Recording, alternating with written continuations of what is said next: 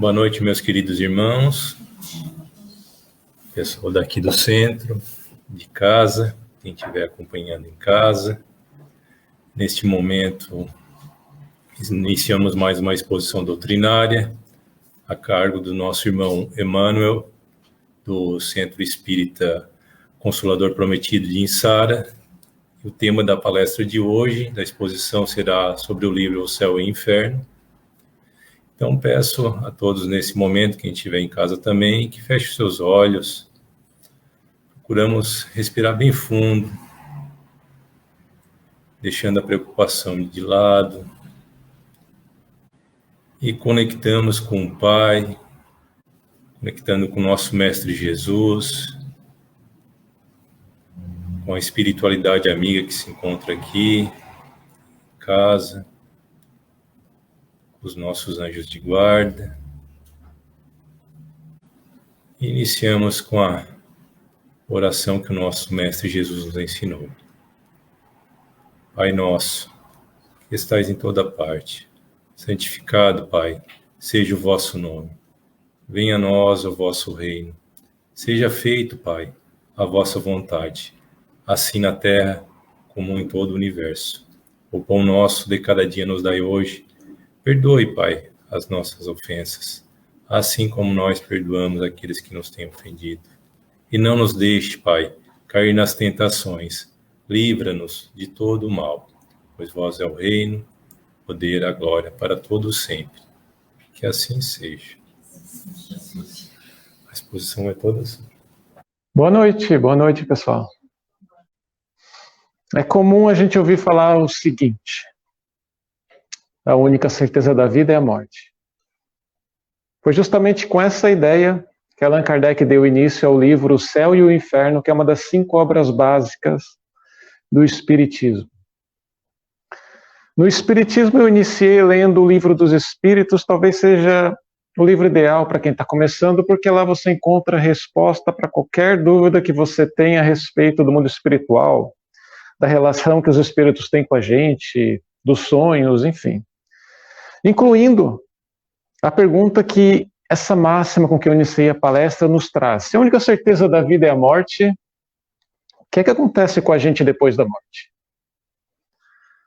A gente tem boas respostas sobre isso no Livro dos Espíritos. Vejam só. O que acontece com a gente após a morte? O Livro dos Espíritos nos esclarece, a gente volta a ser espírito.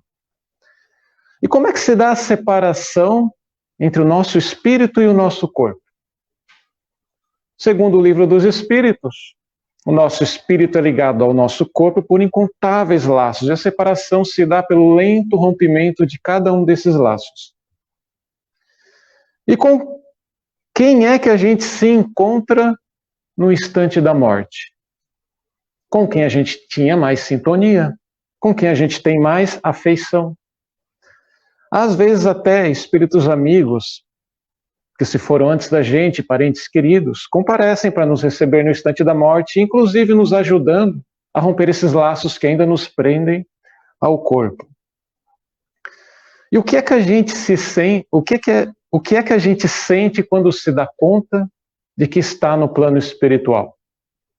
Segundo o Livro dos Espíritos, depende. Se a gente praticou o mal e tem consciência disso, a gente vai se sentir envergonhado. Se a gente praticou bem, a gente se sente aliviado. E a gente tem consciência logo que deixa o corpo? Logo não. A gente passa por uma coisa chamada de perturbação. É um estado alterado da consciência, um torpor. É como quando a gente acorda de súbito de um sono muito profundo, que a gente fica desorientado, não sabe se está dormindo, se está acordado, se está sonhando. Essa perturbação varia muito entre as pessoas. Aquelas pessoas mais materializadas têm perturbações dramáticas e longas que podem durar até anos. Pessoas mais espiritualizadas, mais desprendidas, normalmente têm perturbações mais leves. Só que vocês conseguem perceber que mesmo com todas essas respostas que a gente tem no Livro dos Espíritos, fica difícil da gente montar uma imagem mental de como que é a vida depois da morte? Porque no Livro dos Espíritos a gente tem uma visão abrangente. são nos apresentados praticamente todas as possibilidades que podem acontecer. E para a gente montar uma imagem, ficar familiarizado com a situação, a gente se dá melhor com relatos. Eu iniciei a palestra com essa máxima: a única certeza da vida é a morte. Vou contar outra agora. Nunca ninguém voltou da morte para nos contar como é que é. A gente que é espírita não acredita nessa.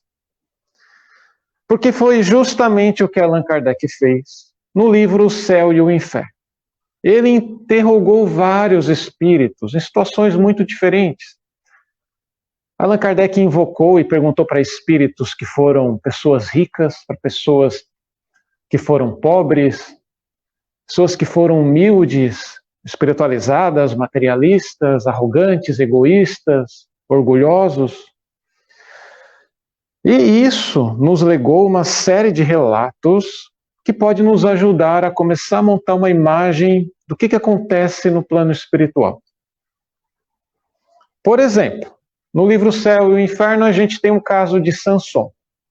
Ele era um membro da Sociedade Espírita de Paris. E ele morreu de uma doença que provocou sofrimentos terríveis no seu último ano de vida. Provavelmente era câncer. Quando Samson percebeu que a morte estava se avizinhando, ele chamou os seus amigos da Sociedade Espírita de Paris e fez um pedido em comum. Ele pediu assim: olha, quando eu desencarnar, vocês me invoquem o mais rapidamente possível para contar para vocês por tudo que eu vou passar. E olha que coisa mais esquisita aconteceu. Então imagina o velório de Samson, as pessoas velando o seu corpo. Nem todos da família de Samson eram espíritas, os filhos dele não eram. Então os amigos da Sociedade Espírita organizam uma reunião mediúnica ali no velório, do lado do corpo dele. E a situação não foi estranha apenas por conta disso, mas também porque Samson já estava lúcido naquele momento. Eu falei agora há pouco. Quando a gente desencarna, a gente passa, todos nós vamos passar por uma coisa que a gente chama de perturbação. A gente não tem consciência, a gente não tem lucidez do que está acontecendo com a gente naquele instante. E a gente sabe que essa perturbação depende muito, de pessoa para pessoa, varia de acordo com vários fatores, inclusive com o gênero da morte. Se a única certeza da nossa vida é a morte, e nos fosse dado agora poder escolher a forma como a gente iria desencarnar, eu tenho certeza que a maior parte de nós ia escolher se morrer de susto. Você dorme bem, acorda no plano espiritual, sem nem perceber. Mas acontece que esse gênero de morte pelo qual passou Samson, onde o teu corpo vai enfraquecendo lentamente ao longo de um grande período, é justamente o gênero de morte que promove uma perturbação mais branda, um despertar mais suave no plano espiritual, porque você já vai se desprendendo do teu corpo pouco a pouco enquanto ainda está vivo. Então, voltando ao caso de Samson, a conversa que eles tiveram com esse espírito foi muito interessante. Na totalidade está no livro O Céu e o Inferno. Vou aqui só pontuar alguns trechos de maior interesse para a gente.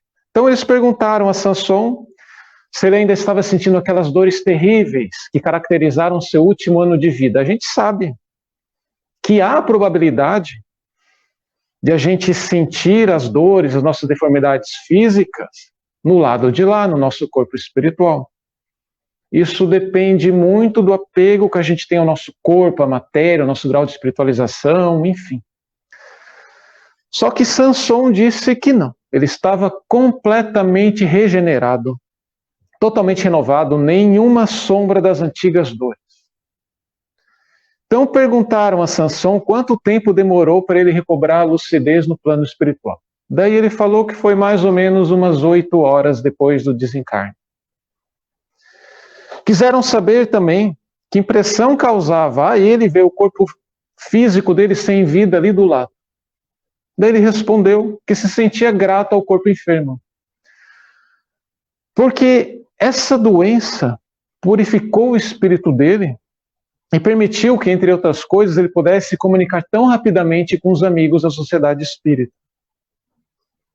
Perguntaram ainda o que ele sentiu nos instantes finais da sua vida. Daí Samson contou que conservou sua consciência e lucidez até o fim. Sabe aquela história que a gente se lembra de toda a nossa vida no instante da morte? Pois aconteceu com Sansão. Ele disse que rememorou toda a vida no instante e que o seu último pensamento foi uma prece, onde ele pediu para se comunicar o mais rapidamente possível com seus amigos. Sansão disse que no instante da morte ele se encontrou numa situação que ele ignorava, não entendia nada, mas que ao mesmo tempo ele estava num mundo de alegria e grandeza. Mesmo sem entender o que estava acontecendo,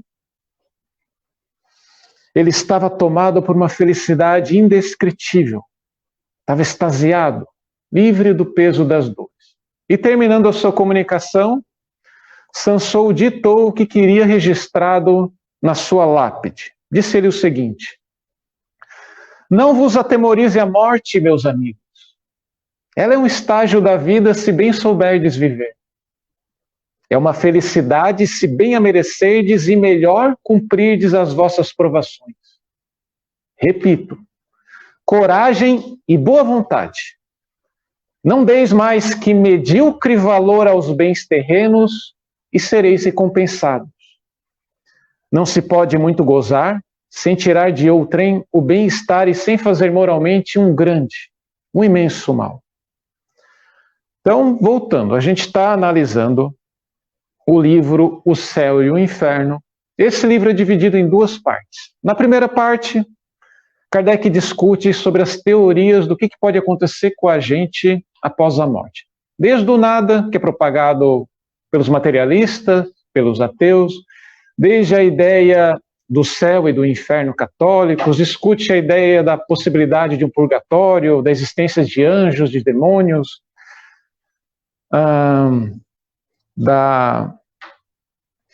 da ideia das penas eternas, e conclui: se a gente não levar em consideração as sucessivas reencarnações, fica muito difícil da gente compreender minimamente a justiça divina. Só que hoje eu quero focar na segunda parte desse livro, que fala justamente do relato dos espíritos. Sansão, ele está incluído por Kardec no capítulo que tem por título Espíritos Felizes.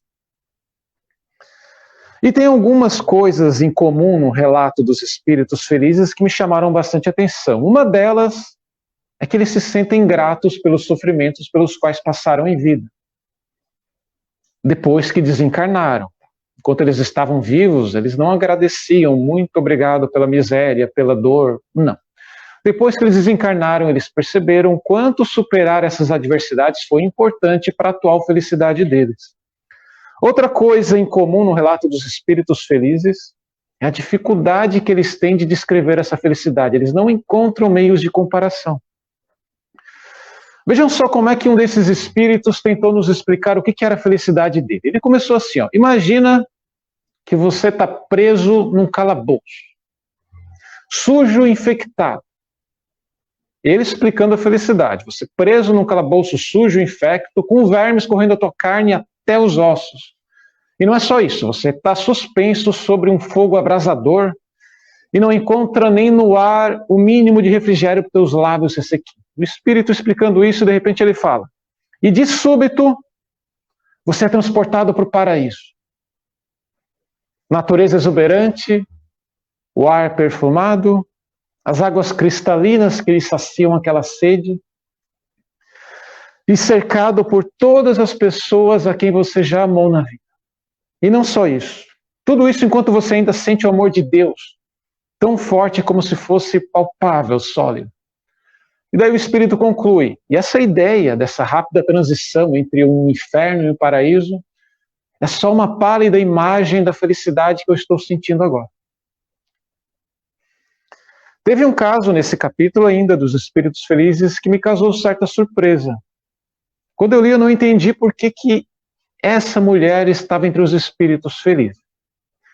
Ela havia sido uma boa pessoa, mas na sua vida ela pertenceu à elite social. Ela era uma condessa, o nome dela era Paula. Ela nunca passou por sofrimento nenhum na sua vida física. Muito pelo contrário. Desfrutou de homenagens, de saúde, fortuna, frequentava as mais esplêndidas festas, os salões dourados dos palácios. Ela desfrutou de tudo que a vida material tinha a oferecer. E ela não era uma má pessoa, ela era caridosa. Mas vejam, caridade que essa condessa praticou, ela nunca precisou tirar do seu necessário para oferecer ao próximo. Ela tinha tudo em abundância. Só a gente lendo até o fim para entender por que esse espírito se encontrava entre os felizes. Ela já esclareceu para a gente. Ela disse, olha, não foi só por conta dessa última vida que eu me encontro entre os espíritos felizes. Eu já passei por numerosas existências onde eu experimentei as mais difíceis provações. Eu suportei a miséria e o trabalho exaustivo e triunfei sobre esses difíceis desafios. Mas faltava superar para mim o mais perigoso desafio, o de uma vida de fortuna e bem-estar materiais. Conseguem perceber qual que é o perigo desse desafio? Imagina que você tem, com a maior facilidade possível, a possibilidade de saciar qualquer desejo teu. Não importa se é comida, se é viagem, se é eletrônico, se é um carro, se tem dinheiro sobrando, você consegue o que você quiser. Será que no meio da satisfação de todos os desejos materiais, vai sobrar um tempo para você se conectar ao seu lado espiritual, para praticar caridade? Ou você vai estar muito ocupado consigo mesmo? Então, o triunfo da condessa foi, apesar de estar inserido no mundo material, na fortuna, ela não se deixou arrastar por isso. Ela conseguiu agir com equilíbrio. Como comparação, a gente tem a comunicação de uma jovem que desencarnou aos 25 anos de idade. Ela também era muito rica. Só que era bastante frívola. Nas palavras de Allan Kardec, ela se identificava muito com as futilidades da vida. Não era uma má pessoa essa moça, não. Ela possuía um coração bondoso, era dócil, era afetuosa, era caridosa. Evocaram essa moça 3 dias após a morte dela. Só que ela não conseguiu dar uma boa comunicação, ela ainda estava em perturbação, ela nem sabia que estava desencarnada ainda, não conseguiu falar nada com nada. A comunicação foi interrompida. Tentaram novamente alguns dias depois, ela já havia recobrado a sua lucidez, e ela disse que não era infeliz. Mas possuía uma característica muito comum aos espíritos que estão nesse capítulo que a gente está analisando agora. Capítulo Espíritos em Condições Medianas. Essa moça disse que tinha um peso na consciência que se traduzia pela sensação de tempo perdido. Por exemplo, a gente tem um caso de um senhor. A neta desse senhor via no avô um exemplo de homem honesto. E querendo saber como é que ele estava no plano espiritual, invocou o avô. E causou muita surpresa à neta quando ele disse que sofria do desgosto de não ter aproveitado melhor o tempo aqui no mundo físico. A neta, surpresa, pergunta, mas vovô, você não foi sempre um homem honesto? Daí o avô respondeu, olha, para a sociedade eu realmente era honesto.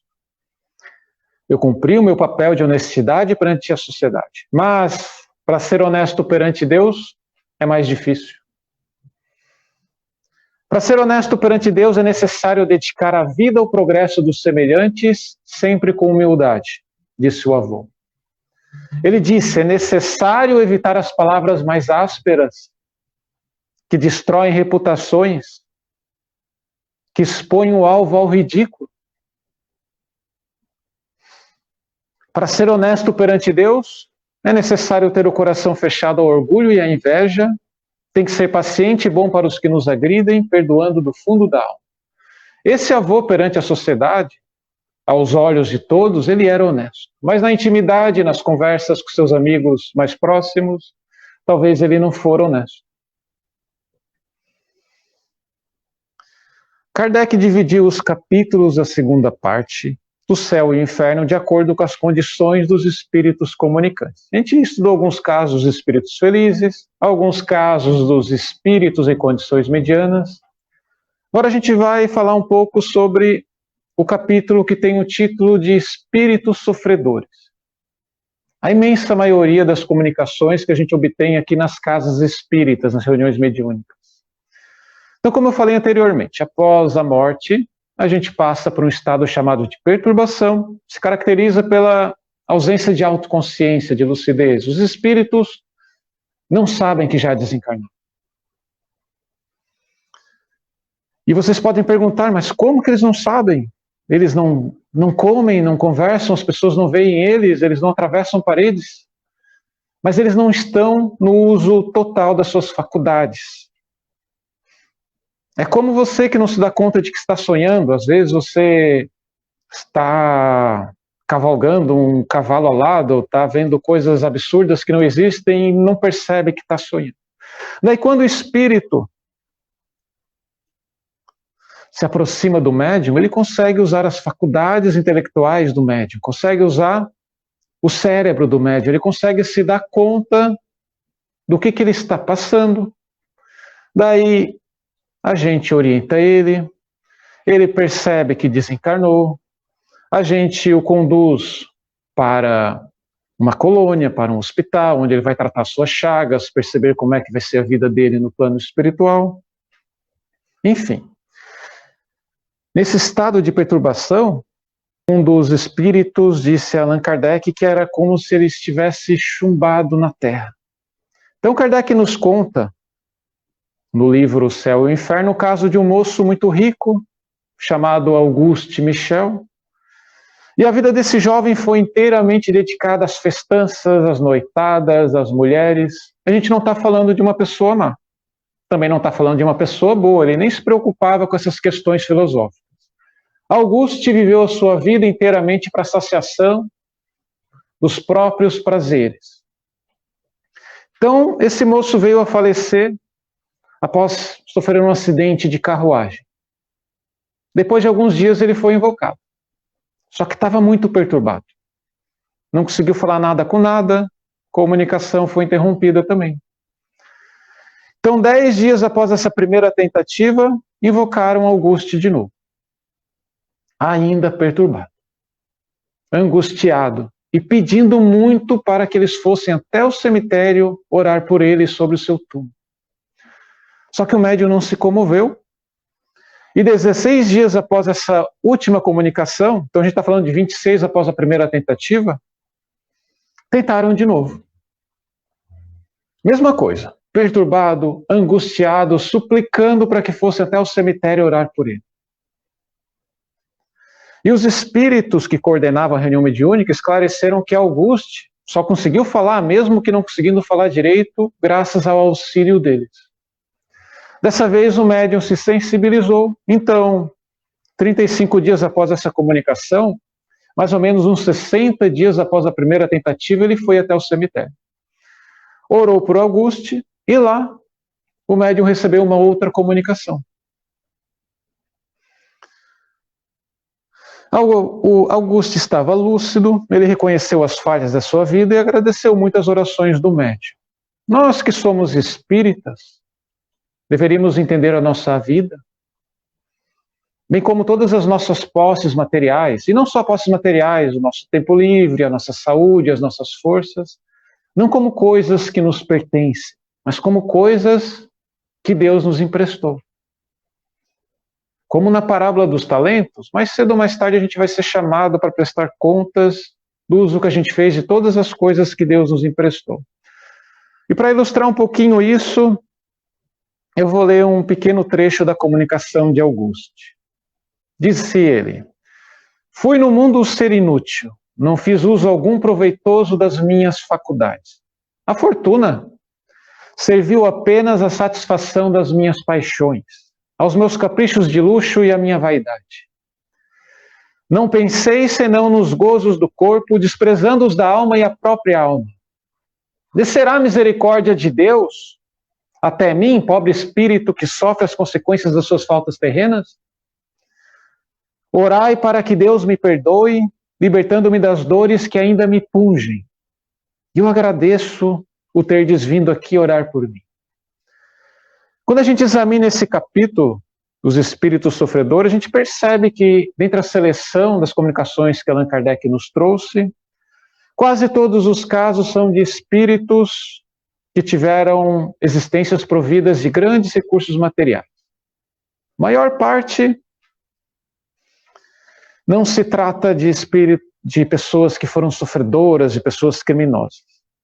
Muito pelo contrário, perante a sociedade eram quase todos invejados e respeitados. E o que provocou o sofrimento desses espíritos foi o egoísmo. Na vida não se ocuparam de ninguém, a não ser de si mesmos. E na morte encontraram-se solitários. E o sofrimento de uma grande parte desses espíritos consistiu numa solidão que parecia eterna. Eles não percebiam a passagem do tempo, porque não tinha dia, não tinha noite, não tinha interação com outras pessoas, não tinha rotinas. Nas palavras de Claire, um dos casos mais emblemáticos desse capítulo, o tempo que escoa sem que as horas lhe assinalem os períodos. Consegue imaginar como seria viver, por exemplo, 1 ano sem conversar com ninguém? Sem ter sequer uma noite de sono, porque não tem noite, não tem dia? Sem nem entender o que está acontecendo contigo? São Luís, comentando o sofrimento desses espíritos, disse que se houvesse demônios infligindo torturas físicas a ele, esses espíritos se sentiriam aliviados, porque teriam quem se ocupasse deles. Daí eu fico lendo esses relatos e penso, meu Deus, o que é que vai ser de mim então? Já pararam para pensar o que a gente tem que fazer para não sofrer tanto? Porque às vezes a gente pensa que a gente tem que aproveitar todo o nosso tempo e energia na prática da caridade, na nossa autotransformação moral, eliminar as nossas más tendências e nunca mais errar.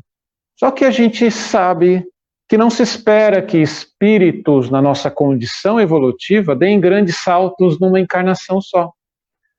Às vezes a gente tem uma vida inteira programada com o objetivo principal de fazer as pazes com um só inimigo teu. Que vida após vida vocês têm destruído a vida um do outro. Então, numa vida anterior você assassinou a família dele, na outra vida foi ele que destruiu a vida da tua família, e vida após vida vocês estão se sabotando, mas nessa vida, não que você goste da pessoa, mas você a tolera, e você não a prejudica, e você não briga com ela. Já é uma evolução. Às vezes a gente tem uma vida inteira com o propósito principal de melhorar um vício nosso. Vida após vida, esse vício tem destruído a nossa vida. A gente tem morrido muito cedo por exaurir todas as nossas forças físicas em decorrência do vício. Em outra existência, esse vício destruiu a nossa família, a gente abandonou todo mundo. Mas nessa família, apesar de a gente ainda ter contato com esse vício, o vício não nos domina. A gente consegue levar a nossa vida, já foi uma evolução. Então, para a gente não sofrer tanto após a morte, o que basta? É só não viver a nossa vida apenas para nós mesmos. Praticar um pouquinho de caridade. Olha para o teu lado, será que a pessoa que mora do teu lado não está precisando de ajuda? Teu parente? Um amigo? Um desconhecido? Só isso, só não viver uma vida de egoísmo e não se identificar tanto com a matéria, a gente vai ter uma perturbação muito mais branda e despertar mais rapidamente no plano espiritual.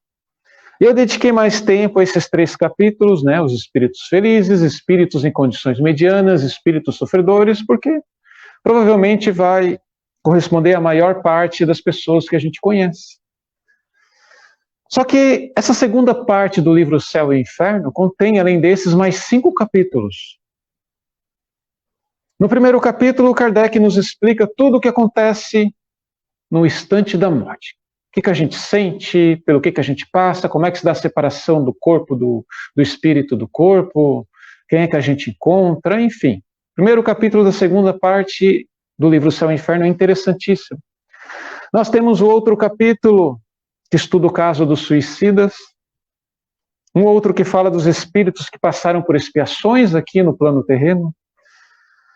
Temos um capítulo que fala sobre os criminosos arrependidos e um outro que fala sobre os espíritos endurecidos, aqueles criminosos que não se arrependeram. Geralmente o que espera os criminosos é reviverem incessantemente os seus crimes. A gente tem um exemplo.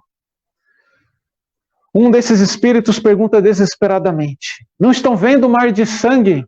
Sentindo o cheiro do sangue? Vendo as minhas vítimas implorando por piedade e eu as ferindo sempre? Daí o espírito fica revivendo esse crime que ele cometeu até que ele não suporta mais. Daí vem o arrependimento. E a dor moral que o arrependimento provoca é uma coisa complicada. A consciência das injustiças que você cometeu é um peso quase insustentável. E não só isso, você antever a expiação, a reparação que estão por vir nas vidas futuras também é causa de angústia. E não basta apenas esse arrependimento que foi causado pelo sofrimento consequência das nossas atitudes. Não, a gente tem um relato tocante no livro Céu e Inferno de um homem que sofreu um acidente terrível. Ele foi atingido por uma caldeira de verniz fervente. Conseguiu, após o acidente, caminhar até a sua casa mais ou menos uns 200 metros, mesmo com a carne se desprendendo do seu corpo. Ficou vivo por 12 horas, suportando o sofrimento intraduzível, gozando de consciência e lucidez até o fim. Este homem morreu orando e não se queixou nenhuma vez. Então, após suportar com tanta bravura uma expiação tão angustiante, agora ele se encontra entre os espíritos felizes?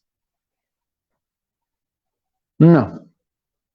Esse espírito relatou que agora estava sentindo uma dor ainda pior a que ele sentiu por esse acidente. A dor era a lembrança do que ele fez em vida anterior. Ele disse que havia sido um inquisidor, e o que mais machucava a sua memória era a lembrança de que ele condenou uma menina que ele sabia inocente, uma menina de menos 12 anos, a ser morta pela fogueira. E os algozes, aqueles que tinham que aplicar a pena, não tiveram coragem de atear fogo na menina, então ele mesmo incendiou a menina. Mas ele mereceu um benefício por ter superado com tanta resignação essa expiação. O guia espiritual dele disse que o faria esquecer dentro de pouco tempo essa vida anterior. Daí quando eu li isso, eu me lembrei de várias pessoas que têm essa grande curiosidade de saber o que é que foram em existências anteriores. Gente, a evolução do espírito é sempre para frente, a gente sempre evolui, a gente nunca volta atrás.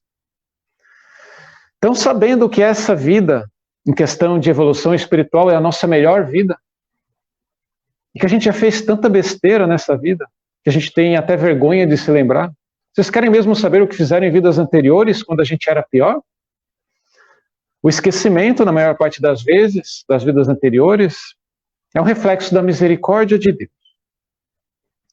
E ainda a gente tinha muito caso interessante para contar. Tem o caso do homem que foi enterrado vivo. Por que ele foi enterrado vivo? Deram-no como morto? O que ele fez em vidas anteriores? O que ele sentiu naqueles instantes em que ele estava confinado? Ou o caso do homem que foi condenado a ser morto pela guilhotina? O que ele sentiu naquele instante? Ou então o caso do mendigo. Ele vivia de favor num estábulo. Ele dedicou a sua vida à caridade, esse mendigo. Ele trabalhava, só que ele não ficava com nada, oferecia tudo o que ele conseguia, pelo trabalho, por pedir, aos órfãos, às viúvas. No instante, no dia da sua morte, a cidade compareceu em peso ao seu velório, mesmo ele sendo só, o comércio fechou as portas em homenagem a esse homem. Em existência anterior, ele havia sido o rei daquela localidade. Só que ele não foi um rei bom. Apesar de tanta coisa interessante ainda que a gente poderia comentar, a gente vai encerrar aqui, porque acabou o nosso tempo. Eu espero ter gerado alguma curiosidade em todos vocês. A versão digital do livro a gente encontra no site da Federação Espírita Brasileira gratuitamente. As versões em papel é fácil a gente encontrar nas bibliotecas da Casa Espíritas, ou elas costumam ser baratinhas também na aquisição. Gente, muito obrigado pela atenção de todos vocês e boa noite. Muito obrigado pelo convite da casa.